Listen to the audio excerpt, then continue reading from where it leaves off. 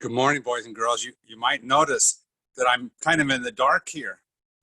It's because I was thinking about how there's been a bunch of stuff going on with coronavirus and distance learning in schools that kind of all leave us a little bit in the dark where we don't quite know what we're doing.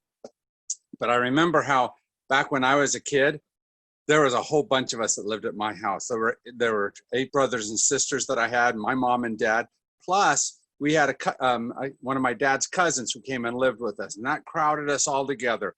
And I had so many people on top of me. I had to figure out, how do I be able to get out of just the situation?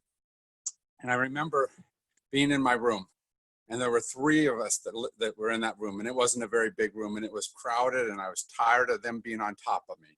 So I'd go to my bed over by the window, and I'd open the window shades just a little bit.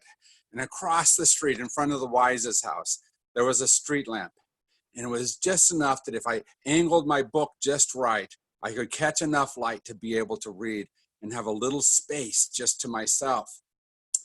The thing of it is that today, that light that somebody needs might be your light, but you're going to have to figure out how to shine it on them. You're going to have to see how you can be like the Wise family across the street, have a street lamp in front of their house to be able to help Jim when he's not looking, not be able to find much light.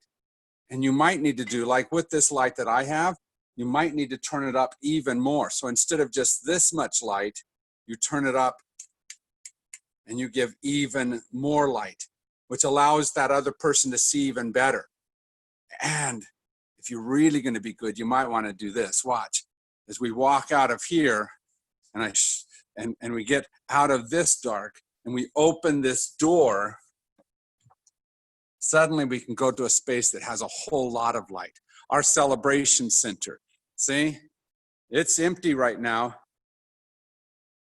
but it reminds us that there's a space of light in the midst of everything. And so you remind your friends. You help them if they're sad.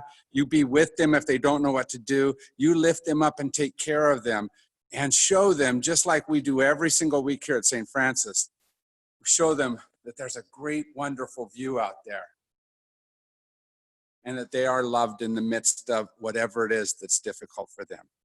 All right, my friends, take care of you. Bye-bye.